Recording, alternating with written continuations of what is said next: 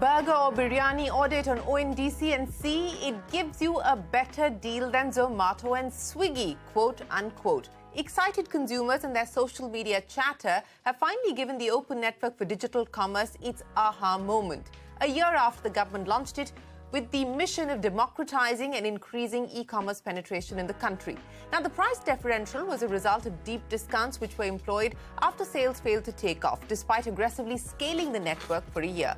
Once consumers found out, in about 2 weeks' time, orders soared from a few hundred, hitting 25,000 daily orders in early May. Now, that's not a bad way to celebrate the first anniversary. While many assertions have been made, e-commerce the way it is will become irrelevant, Zomato and Swiggy's duopoly will be broken, digital feudalism and their digital landlords will be unseated, so on and so forth.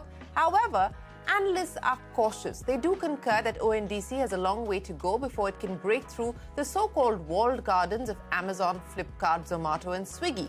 More importantly, ONDC has some explaining to do, especially about what it is and what it seeks to become. What we understand today is what it is not. We know it's not an e-commerce app, it's not a marketplace, and it's not a platform. ONDC is a protocol, an enabler, a facilitator. It is what is arguably being called India's next UPI. What UPI did for payments in India, ONDC could do for e-commerce is the assertion. But despite these assertions, none of the e-commerce giants have expressed an interest to join yet. They say payments are commoditized, but products are not. They also fear for their own existence. If everyone is going to be the same, what will each of them stand for is the big question.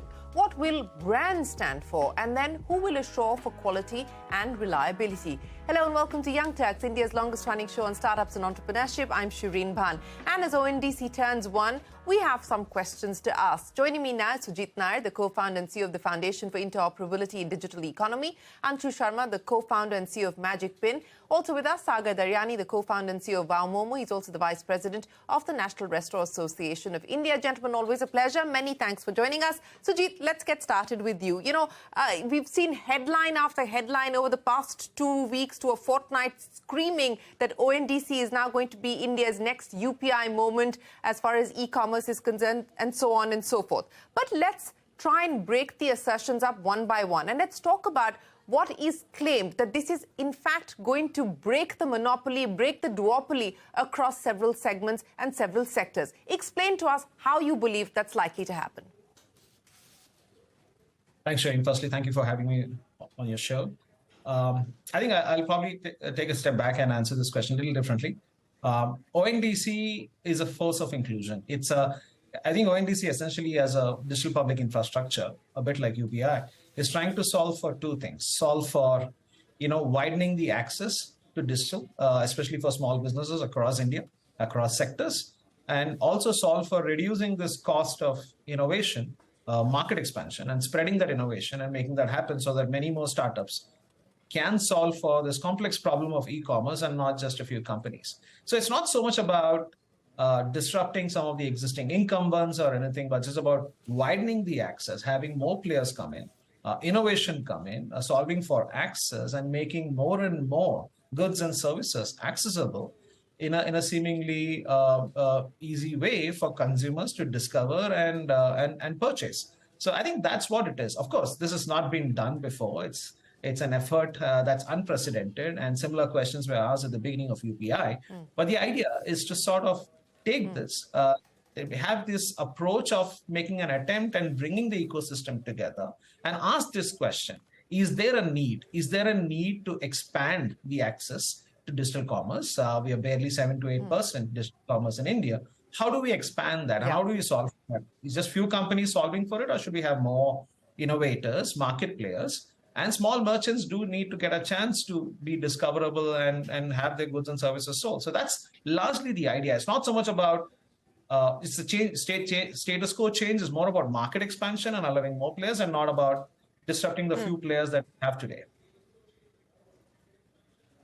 and that's an important distinction that you make, that this is not about breaking monopolies or duopolies. It is about growing the market in itself, which, as you rightly point out, is still growing and is still fairly nascent. In fact, the ONDC McKinsey report put some numbers to that. The aim is to increase e-commerce penetration from 4.5% to about 25%, to increase digital consumption 5x to 340 billion. ONGC to push up digital transacting consumers by 3 to 4 times to 450 to 500 million. So that's really the aspiration that you're putting on the table. The question, Sagar, and I'll start by asking you, is let's address the issues that Sujith has raised, that this is a force of inclusion, that it wants to solve for widening access, and it also wants to solve for reducing the cost of doing e-commerce. Do you believe that it will be able to achieve both those goals?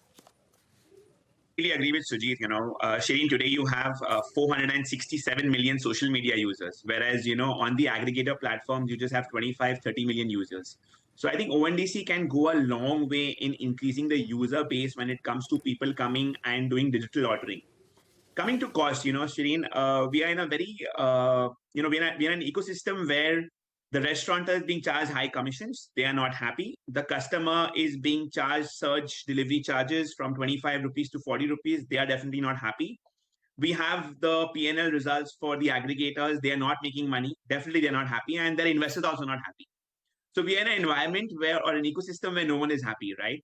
I think this business model has to change. This ecosystem, for it to survive and sustain, I think ONDC is going to create that path to profitability for the restaurateur. At the same time, it's going to provide that level playing field for the fraternity. I mean, today, just imagine people come to the app to order from a particular restaurant and they don't even know the customer. There is no data sharing on the customer, right?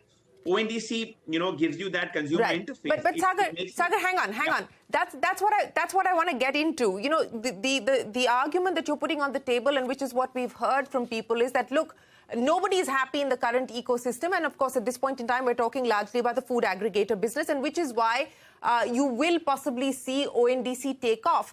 But it's following the same principles. Up until when the order to cap discounts came in, the reason why sales took off was because they were following exactly the same business model as the one that you're unhappy with. So given the spending power and the spending capacity of the Indian consumer at this point in time, are you sort of, is this optimism on ONDC being able to solve for that misplaced? Not really. So I completely agree with you. I mean, the differential pricing that you saw on Twitter trending all these days was because of the deep discounting offered by different platforms, which are, powered by ONDC, etc. Completely against deep discounting. I think for it to be a level playing field, the user base has to go up. What will happen, Shereen, once the commission is lower and, you have a third party last mile person doing the delivery for you, which charges you 35 rupees for 3 kilometers, it makes it cheaper for the restaurant. What the restaurant will do is pass on that benefit to the consumer. What you see today online is the online pricing is higher than the discount to it. You will see that nullifying. And I think that is where we need to get to. So completely off and against deep discounting. I think what we saw was definitely more of a traction of deep discounting, and completely agree with you that we are not for it. We are here and we are supporting ONDC to create that disruption. And I'm very, very happy that, those caps on discounting have come in. Okay, so let's address this issue. Let me get a view in from Magicpin, because in many ways, Anshoo, you're being called the silent winner on ONDC, and that's because you've actually seen your daily orders jump from 1,000 to 10,000 by early May. So let me understand from you, through your own experience, of why you believe this is going to work. Sure, and thank you so much for having me here, Shereen. Let me also just quickly do a Magicpin plug. We are a hyperlocal platform that brings your local market on the phone of the user. We are a super app that lets you save across fashion, food, electronics, beauty, entertainment. And when ONDC proposition became something that we understood, we said this is the same agenda, of course, at a much larger scale. So we immediately got on to that idea that over the years, we've built the capability to identify local merchants, get them onboarded, catalog them, build an order management system, build integration with third-party logistics, track the order, ensure that the order with support is delivered to the consumer.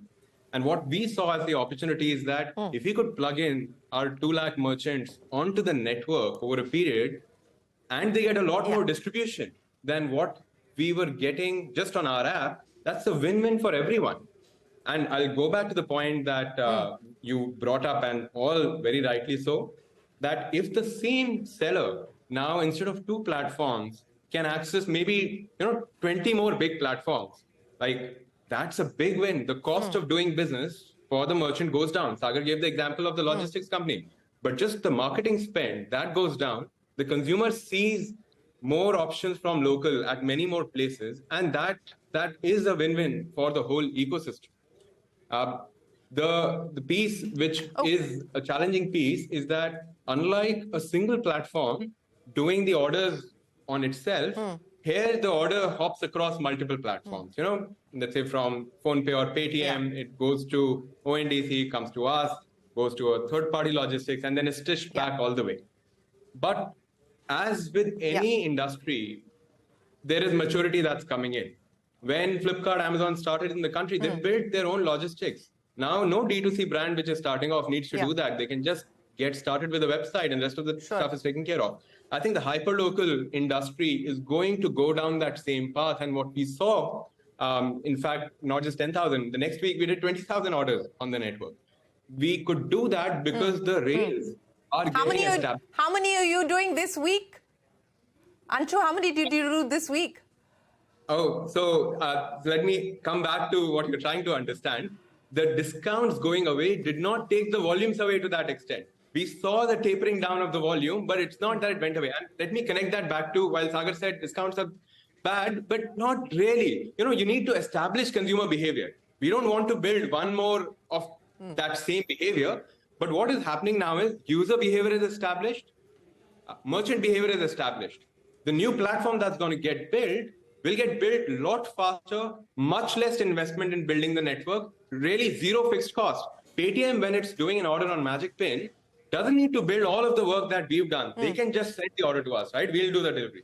Similarly, if we are thinking about ourselves, we don't need to invest in customer acquisition because Paytm's already done that, right? I think that creates a big opportunity.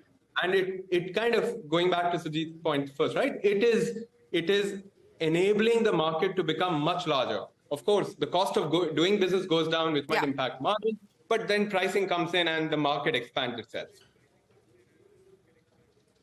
And I think that's the important point to focus on. And I think if what I'm hearing from the three of you is that if the pizza itself is going to be bigger, then the slice for every individual operating on that is likely to be bigger as well. And that's what the hope or the bet is at this point in time. But Sujith, let's come back and talk about some of the complexities, because Anshoo rightly pointed out that he could service the going from 1,000 to 10,000 to 20,000. He didn't give us a number of what he currently is at, because he does have the back end in place at this point in time. He already has worked and solved for that issue.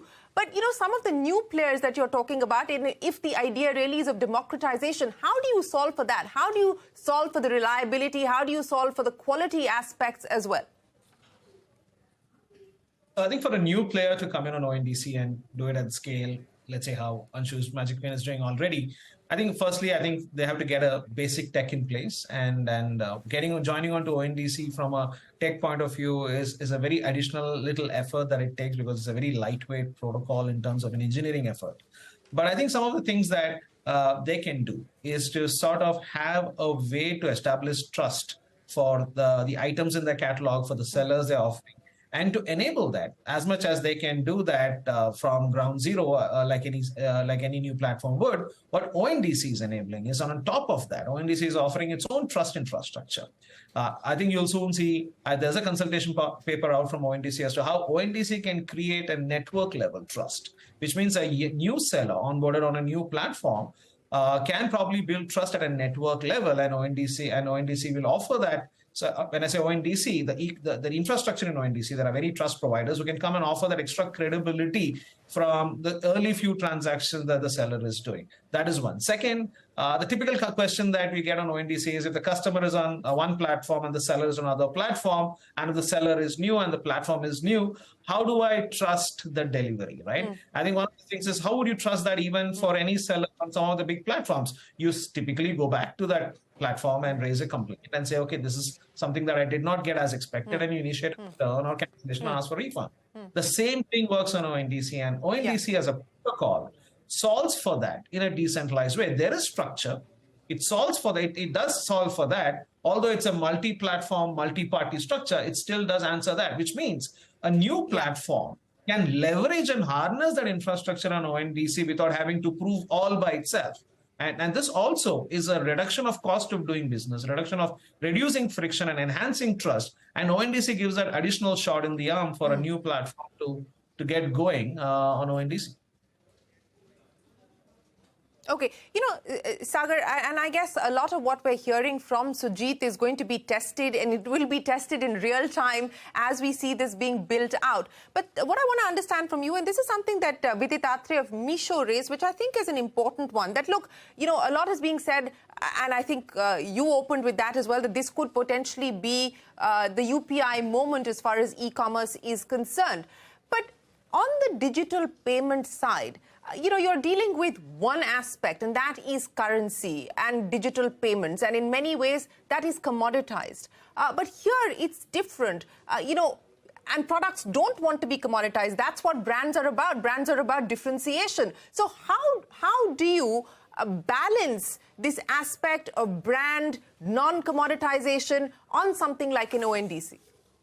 I think every product is defined by its packaging, by its service, by the goodies that you provide to the end consumer. Now, an order coming through an ONDC platform is very similar to it coming to your own platform or to a Swiggy or a Zomato, because ultimately the rider who's going to be delivering, is trained and is part of the same ecosystem. Rather, in today's day and age, you have the same riders who work for third parties, work for Swiggy, work for Zomato. So ultimately, you have that shuffle between them. So net, you might have 4 different touch points, but ultimately it's just that the 4 different touch points are owned by 4 different networks here. When it comes to an aggregator, it's one single network. But ultimately, the end service for someone like me, my takeaway customer and my delivery customer is the same, because the entire experience is not compromised there. So I don't see a compromise happening in terms of the service or the product quality. However, what I really emphasize on, and I just want to bring in that, we are not against discounting. We're against deep discounting. I'll tell you why.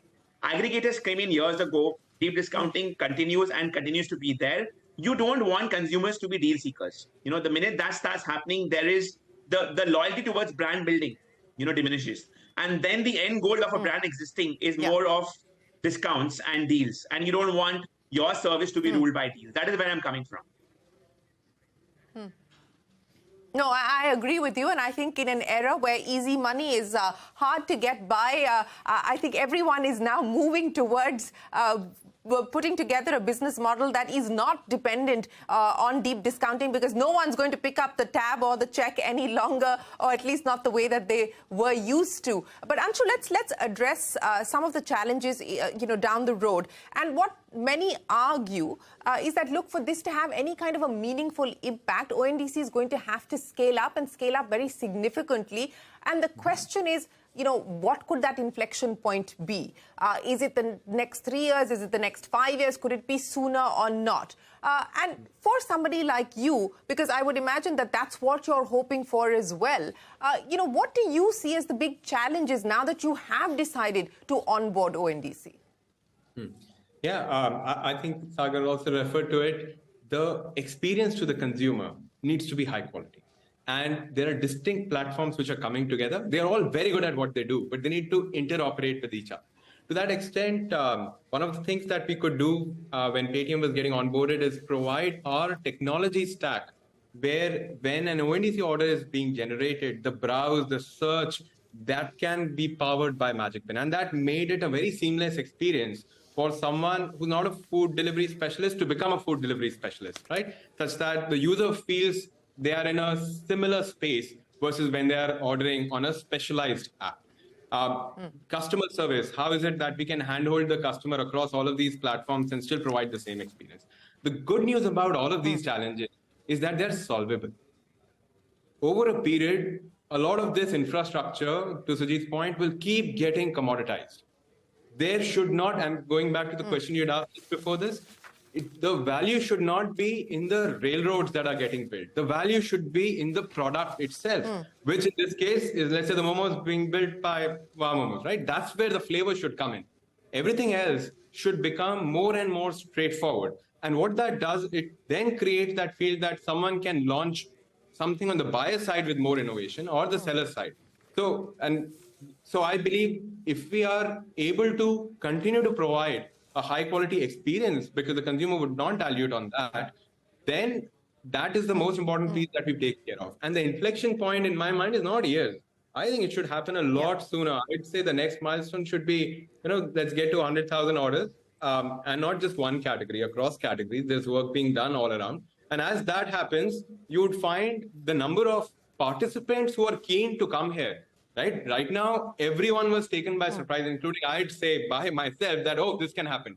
But now that we know this can happen, there is just so much energy going into it that it should become a success and a lot sooner than what we might expect.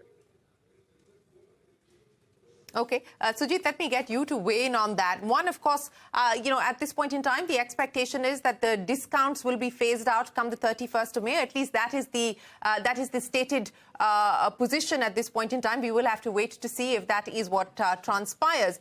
But in terms of the user experience that Anshoo was talking about, removing any kind of pain points of friction on issues like interoperability, etc. Again, something that we heard both from Anshoo as well as Sagar.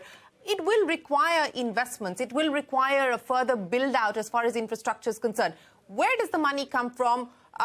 What should we expect in terms of the next milestones from here on? Shereen, so when we talk about solving for experience, sort of getting, this whole delayed or deferred gratification that sometimes happen on an interoperable multi-platform transaction, I don't think the investment to solve for that is as high because I think the heavy lifting is not done by one company. You're essentially redistributing the risk and cost across multiple platforms. That's how you should look at it. It's a network where one person is solving for one thing, somebody else is solving for the other. And in this redistribution, what will also happen is that there will be new young tech startups, people who are good at algorithms to smoothen search, algorithms to have a fast integration with ONDC. There are a lot of young startups, which is like a bunch of few developers trying to build a nice little software as a service solution and offering that at a fairly low cost footprint and make available. I think the larger investment till date to solve for this problem has been on either on acquisition of the sellers, which itself is exorbitantly high today, or all that of merchants. But in terms of tech and plumbing of the tech, I think you do have smart solutions, cloud infrastructure is getting cheaper by the day and all that. So I don't think the investment will be so high, but also it gives you greater probability because you have a wider set of players solving the problem and not betting on one guy. So I think when you unbundle, you're not just unbundling the tech from a thing, you're unbundling the capabilities and not concentrating on one player to solve for customer acquisition and solving for the tech plumbing. Now that's getting redistributed. So it allows for more and more people coming up. And somewhere, I think that's exactly why UPI has become a lot more stable, seamless transaction. Although I agree, it's one commodity, one escape in some sense. But here, even in UPI with ONDC, the essential underlying characteristic of the tech is similar. Of course, with ONDC, there's an offline play in terms of delivery and all that. And I think Anshoo has alluded to some access to how can that be streamlined. But in terms of tech and cost itself, I don't think it's going to be much. And we are not standardizing everything into one sort of a commodity. Every SKU, every product is different. I mean, a Momo is very different from, let's say, how you want to order biryani and how you want to review a biryani product before you place an order. But the fact is it brings all of them together on a common rail. And that's important. Having a common rail reduces the cost of anything that you're trying to make available for purchase to a customer. And that's where you'll see a lot of tech innovations opening up, mushrooming up to solve for certain pieces of the puzzle, which are sort of like the seeming friction when you come to a multi-party transaction today. A fair point that it's often not the tech plumbing, as you called it, that requires the deep pockets. But as we've seen, at least in the case of e-commerce specifically, it's the customer acquisition that's taken a bulk or a chunk of the dollars, and that's well put. But, to your point, and I found that phrase very interesting, there's a redistribution of risk and cost. So, Sagar, let me address this issue with you. What do you believe could possibly be the weak link in this redistribution of risk and cost? Because as Sujith is pointing out, you need the ecosystem to come together and work together in a much more collaborative way to ensure that this does work. What do you see as the weak link? See, the first biggest weak link that I see is that, if we continue doing the same practices that was done by the aggregators earlier, right, which is not considering, I personally feel, not considering restaurant as partners, but, considering them more like, I would say, a third-party service provider. Sagar's not going to give up on the deep discount. Clearly, you've been scarred by the deep discounts. Yeah, because the business model, Shereen, just does not make money. I mean, today you get your top lines, but you don't get money. Why do we do business for? We do business to get profits. And the entire focus on profitability is coming now when businesses are burning money and there's a funding winter. Why do we need to wait for a funding winter for that to happen? I think deep discounting e-commerce was brought in to scale the business, not to reduce the profit margins of the business, right? So I am completely for it. At the same time, also, Shereen, what I feel could also be a threat is, when you have multiple players and you have multiple operators, the experience bit of it, when it comes to learning and development of the rider to go and deliver a particular food in a particular manner and then doing it separately for a different commodity or service, can lead to various confusions being created, right? So today, with Swiggy, Zomato, to an extent, you're assured that that guy is delivering food and only food, right? With the ONDC network and with these third-party service providers, they would deliver food and they would deliver X, Y, Z, right? So I think the learning and development of these riders needs to be taken care of. And I think that has to be done by the ecosystem as a whole. It has to be owned by the restaurateur, at the same time by the service provider. I'll give you basics, In my stores, I started offering water to the riders when it's peak summer. The attitude changed, So I think everyone has to play a role for the well-being of the rider, of the restaurateur, of the service provider, of the customer to make this a success. No, I totally agree with you. And on that point, I saw a tweet being put out by Zomato about thanking customers. I think it's about 13.5 or more than that, 13,500 customers who had actually offered the rider a glass of water. And, I think we need to be mindful about how we treat the riders who are delivering this service to us as well. But Anshoo, coming back to you and the very same question, I think Sagar raised some valid points in terms of concerns. But what do you believe are the weak links that we need to be mindful of as we move towards scale and onboarding more players? Yeah, no, just exactly as Sagar said it. I'll just answer a little bit more on the question you asked him also in terms of the cost and risk. The piece about this network is that each one of the participants anyway do what they are doing, and what the network is able to do, whether it's demand side app, a logistics provider, or let's say a seller app like us, it's good for us. And we're not doing anything new if we get more volumes on the business. Like the user acquisition problem you spoke of, for example, buyer apps, large buyer apps have users, they don't need to acquire them again. They just need to get trials done, and for which they might use incentives initially. So in a way, there are economies of scale here. The bigger the network, the more it's valuable to the participants. And that's where it becomes important for each of the participants to build trust and help each other out, such that the end consumer experience does not have issues. So I'll come back to that same point and say that how do we first start by making sure that we are not just doing our own bit, like Sagar said, right? Like, let's enable that rider. Let's understand how the assortment on the catalog is similar. Let's make sure that the ordering experience on the end buyer app is enabled in the same way as the users would like. So everyone, all the participants would have to kind of look towards each other and say, okay, I am responsible for even that piece, which I am not doing. Let me extend support for that. Let me extend advice, right? And that way, ONDC is doing a good job of getting people together. And as that starts to happen, there is there is value for everyone for the network to become big. I think at scale, right? Some scale, I don't know, whatever that is, 100,000, 200,000, it becomes self-perpetuating. Getting it to that point is what will require this trust, collaboration, and people going out of their way to say that I will make sure that this network gets built. Right. So, to be able to get to that inflection point that Anshoo and Sagar were talking about, what are the next steps, Sujith? I mean, PhonePe, for instance, has built PIN code. Axis Bank, we understand, is building a separate app for ONDC. What do you see as the next steps in being able to get to that inflection point? And straightforward question, Mr. Koshi, of course, has several times spoken about what he believes ONDC could potentially do and the kind of disruption that it can create in the marketplace. But do you really believe, and I'm quoting him, he believes that e-commerce as it is practiced today will become irrelevant. Do you really believe that to be the case? I think I'm sure there is more context to what Koshi said, and probably Koshi can clarify that by himself. But I think the way I see it is fairly straightforward. I think there is a need for solving for some real systemic risk in the current model of e-commerce. The fact that it's not that e-commerce is been happening for just in the recent years. It's been there for well over a decade and a half in India, and yet we are looking at fairly lesser side of the population trying to use e-commerce, and especially in the urban areas and in a few select categories.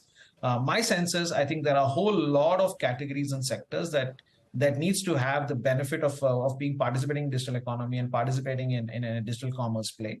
And second is to deepen the access and penetration. And we all went through the pandemic. It's kind of very odd that that in your neighborhood there are probably 5 to 20 kirana stores around you. They don't know what you're looking for, and you don't know whether they have what you're looking for. And there's just no way to figure out which platform are they are online for me to even place an order. So there is that sort of challenge that we need to deal with across the country, across categories. And I think I therefore believe that solving for reducing friction for that access and making every sort of a category, whether it's in retail or mobility or travel or tourism or agriculture or rural commerce, getting artisans to find a wider market beyond their immediate sort of local markets. I think these are all things that are necessary to be done. And ONDC as an infrastructure is essentially solving that and letting the market and the startups and the bright minds to come and build the innovation on top of it to solve for it by offering value, whether it's on the experience side or whether it's on trust, reliable delivery of goods, whether within the city or across the cities. All of that with market participation coming in, I think ONDC definitely is the answer. And to your previous point about what will bring scale and what will be the takeoff velocity that we are looking at on ONDC, I think my sense is you can see that numbers differently for different categories. For example, mobility, we are already seeing some instances of that taking off with Namayatri to some extent, and that's because it's a very high daily requirement, daily commute need, and everybody needs mobility, and places like that where we desperately need that. So I think the momentum would be different on different sectors. Kirana is a hard problem. Right. So we have to admire the efforts of ONDC to take Kirana, which is one of probably the toughest categories to pick, and go with that, and restaurants for that matter.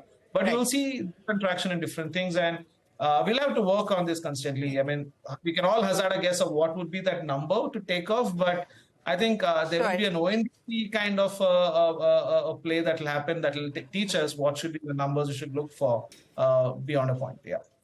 Over to you, Shereen.